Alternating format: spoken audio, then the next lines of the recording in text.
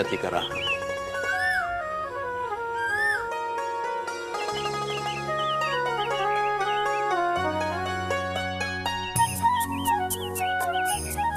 प्रणाम मास्टर जी। प्रणाम।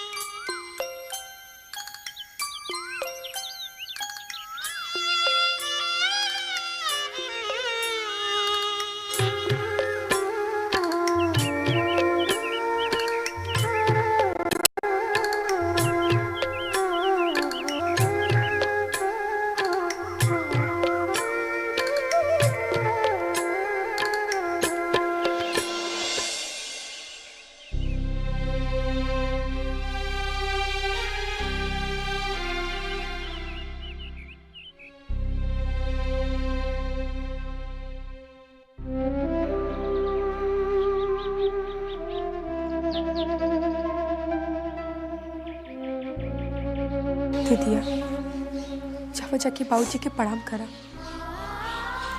का चाहिए वो हमरा के यहाँ देख के खुश हुई है का? पूजा कल के तोहरो बियाह होगी। भगवान करे तोहरा के बहुत निमन परिवार मिले। ओकरा बाद भी अगर तोहरा के कोई कष्ट होके तो तू खुद ही सह लिया। हमरे लेखा माई बाबूजी के बोल के उनकरा के कष्ट मत पहुंचैया।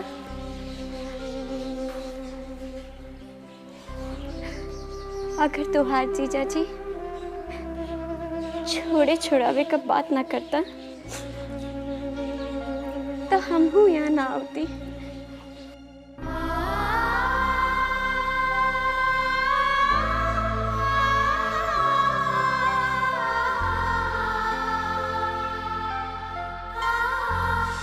का दोष हवे ए बेबस के लाचार बीमार बेचारी के। हे जग के पालन हार बतावा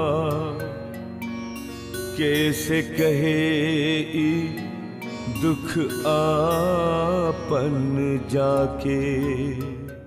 कमला बाबू के बात इसे लागत रहे लड़का बहुत खानदानी बा और दान दहेज में विश्वास नहीं करेला। ऐसा बात बता बियाह जितना जल्दी हो जाए उतने अच्छा होगी। अच्छा उनके आए में तभी 1 सप्ताह बा। यही बीच हम कमला बाबू के मेहरारू से पता कर लेता नी कि लड़का का माई का स्वभाव कैसन हो। हम आपके पहले में कह देता नी अगर ओकर स्वभाव नीक ना भेल ना तो शादी ना होगी। गजबे बात बा। ई कौन नया कानून निकालत है आप? हर बहू के नजर में ओकर सास गला के कांटा हो खेले और जैसे हम निभावत है वैसे ही पूजा निभा ले। बहू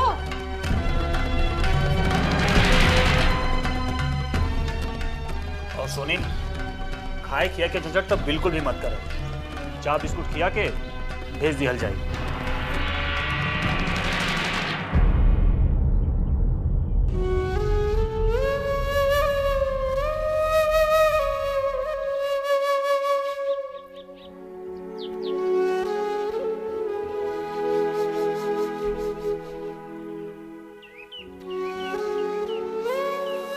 ई ले सुधाकर पैसा भेजले बा।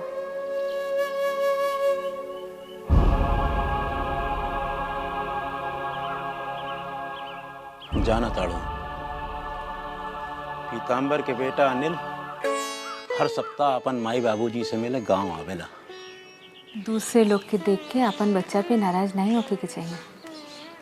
आप ओकरा से फोन करके कहीं कि ओइजा कोई बढ़िया डॉक्टर देख ले। हम आरती का अच्छा से इलाज कराए के चाहते। हाँ, हमार भी यह अच्छा बा। आज रात में बात करब, लेकिन दुल्हा जी से ओकर इलाज के बात कैसे छेड़ल जाए? आरती आयल भी ऐसे ही मिले जुले 2-4 दिन खातिर गोरखपुर हो आयल जाई। कहाँ बिया हूँ? आरती बिटिया,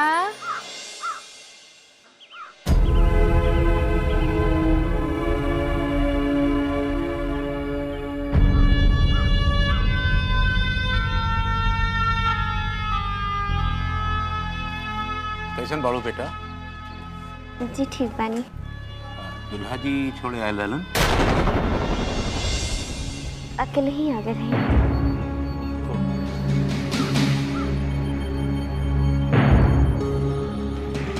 अच्छा, तू बिल्कुल चिंता मत करा।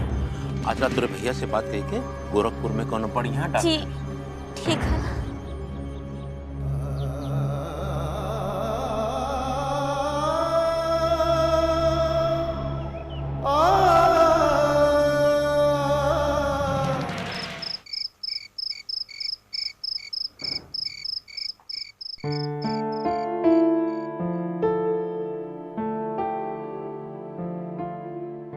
दरवाजा को खुला छोड़ रखा है।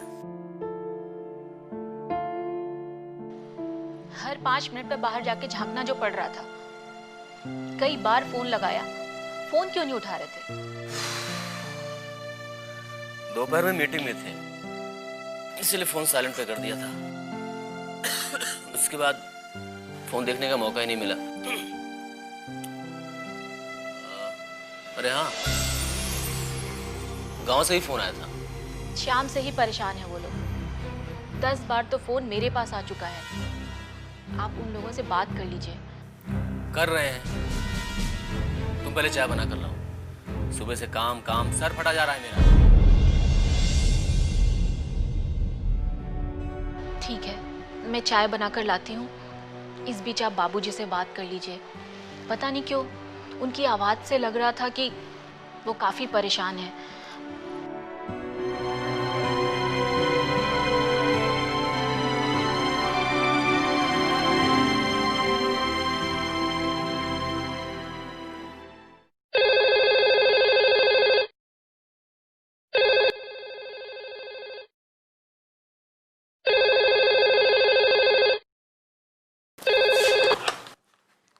हेलो, लो बेटा का फोन है, बात करो। आप करें ना। हेलो। प्रणाम माई। बाबूजी बात कहीं ना कहलन। अरे नाही माई, वो फोन बैग में रखल रहल। अब ऑफिस से लौट के देखली तो ढेर सारा मिस कॉल रहे। अच्छा, मनी ऑर्डर मिल गए रहे ना?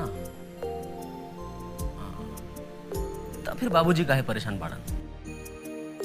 ना बेटा, वो बाबूजी और हम सोचत रहली कि आरती के कौनो बड़ डॉक्टर के दिखा दिहल जाए।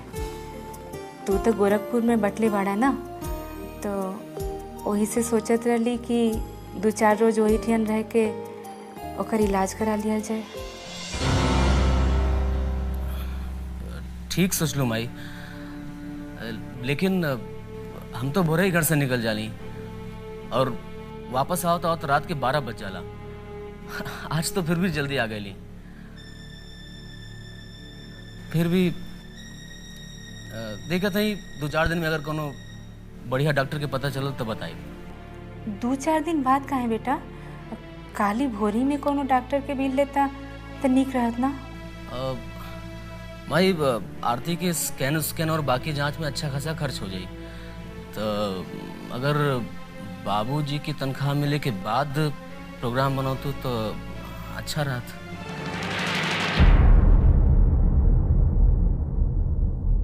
माई यही बीच हमरा के भी कोनो बढ़िया डॉक्टर के बारे में पता लगावे के समय भी मिल जाए। खर्चा का फिक्र तू मत करा। आरती के इलाज में जौन भी खर्चा हुई वो हम लेके आई। तू खाली जल्दी से एक बढ़िया डॉक्टर का पता लगा ला। ठीक बा माई, देखा था नहीं। वैसे माई बनारस भी तो बगल में बा और वजह तो और भी बढ़िया बढ़िया डॉक्टर बाड़न।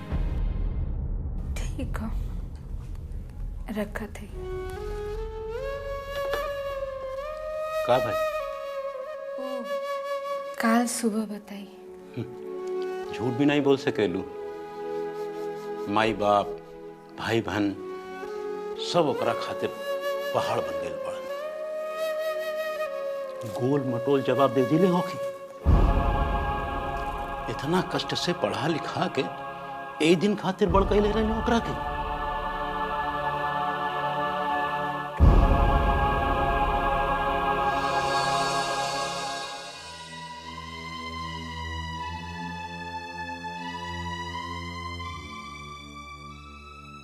क्या हुआ? बाबूजी इतने परेशान क्यों थे? आरती का इलाज करवाना है। इतने सालों से छोड़ रखा था, अब इलाज करवाने से क्या फायदा? इतने सालों तक आपको इलाहाबाद हॉस्टल में रखकर पढ़ाया लिखाया, खर्च हो गए होंगे पैसे, और अब जाकर कुछ पैसे बचाए होंगे तो आरती दीदी के इलाज के बारे में सोचा है? मैं तो कहती हूँ उन लोग को बुला लीजिए यहाँ। चुप रहो तुम। सिर्फ इलाज का खर्च उठा लेने से कुछ नहीं होता है। यहाँ आएंगे रहेंगे, भागदौड़ मुझे करनी पड़ेगी ना। और समय किसके पास है? 2-4 हज़ार बचा भी लिए ना तो पूजा की शादी के बारे में सोचें। आरती का इलाज बाद में भी हो सकता है।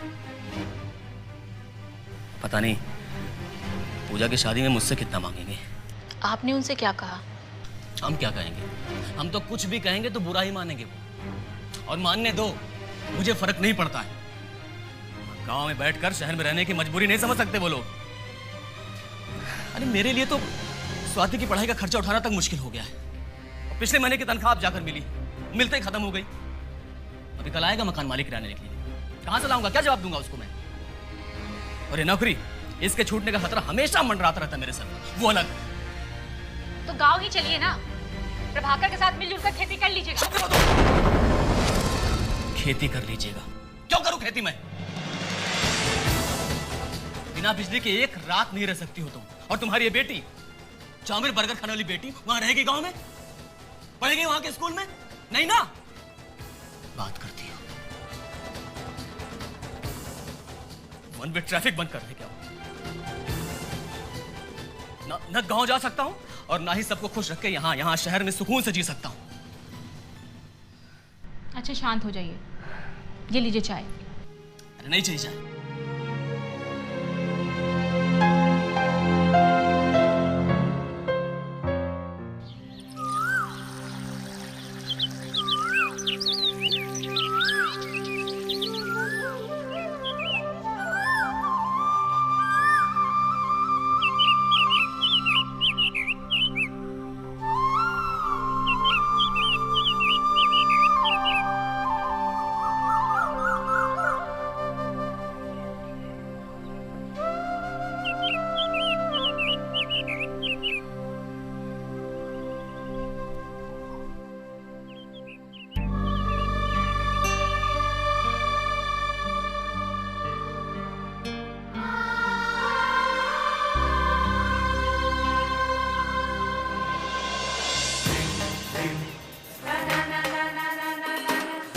माई सच सच बतावा, भैया राती में का कहलन? तू चिंता मत करा, सब ठीक हो जाए। माई हम पूछा तो नहीं भैया का कहलन? वो घरे का जिम्मेदारी कब्बो समझ ले बा, जौन हम समझी। तो फिर आगे का सोचले बाड़ो? माई हमरा से दीदिया के तरह चुपचाप घुटत नहीं देखल जा रहा बा। हमरा ब्याह खातिर जो थोड़ा बहुत जमा के लिए बाटू, उससे जाके पहले दीदिया के इलाज करावा। भैया अपन जिम्मेदारी ना समझत बाटन तो का भाई? बाबूजी तो दिल्ली कलकत्ता सब जगह ही कल बाटन। तो उनकरा से कहा कि दीदिया के बड़ से बड़ डॉक्टर से इलाज करावे, और हमरा बिहाई के बाद में सोचिए। हम बाबूजी से बात करत हैं।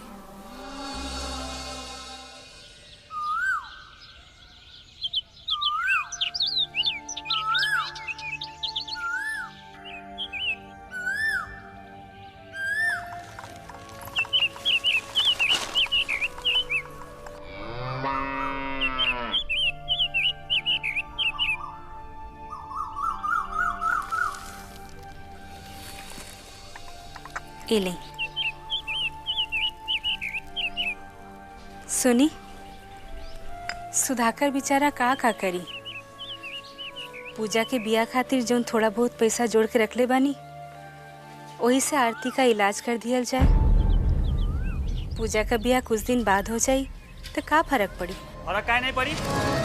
कुछ दिन का पैसा पेट से झड़े लगी या फिर तुम्हारा बड़का बेटा सुधर जाए? सुना, हमार कौनो बेटा बिगड़ल नहीं के। साल भर बाद आपके रिटायरमेंट से जो पैसा मिली वही से पूजा का ब्याह कर दिया जाए और आरती का इलाज अभी। एक मिनट माई, ये का बोल गई तू? बोले में तोहर दांत नहीं गलत। इनका रिटायरमेंट वाला पैसा से अगर पूजा के ब्याह होगी तो हमार का होगी? बाबूजी हम साफ साफ का दिल चाहता नहीं। आपके रिटायरमेंट वाला पैसा पे सिर्फ और सिर्फ हमार हक बा। ओमे से एक भी पैसा न तो आपके आपन बुढ़ापा खातिर मिली ना ही कोनो दूसरा बच्चा पे खर्च करे खातिर।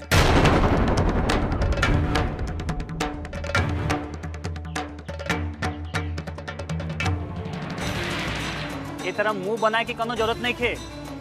एक घर में सिर्फ हम ही हैं जेकर खातिर आप लोग कुछ नहीं कैले हैं। अब आपके रिटायरमेंट के इंतजार सबसे ज्यादा हमरा के बा। एहर आप रिटायर कैली और हम अपन नया बिजनेस शुरू कैली। बहुत सपना पाल के रखले हैं हम वो पैसा से। हम ई नहीं कहतानी कि आरती दीदी के इलाज नहीं करवाएं, शौक से करवाएं, लेकिन बिना दान दहेज के पूजा के बियाह खातिर जौन रिश्ता संजोग से आयल बा सबसे पहले ओकरा के तय करी ताकि हमार रिजर्व पैसा रिजर्व ही रहे।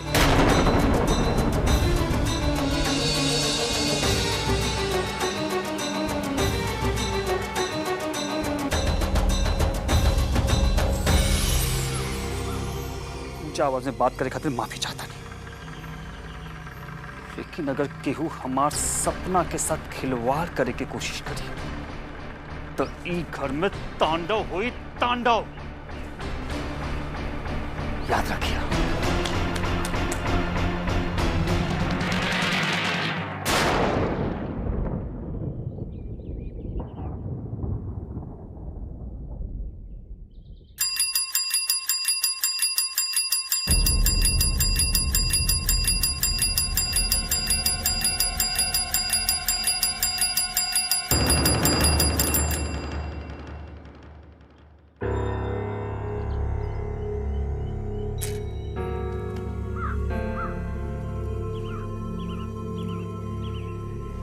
गोड़ तनी बाबूजी। खुश रहे। गोड़ तनी। खुश रहा। आई बैठी। नहीं यहाँ नहीं, अंदर चल के बात कही जाओ। हमरा अपन लोग से हाथ टाक करे के बा। गर्मा गर्म बस।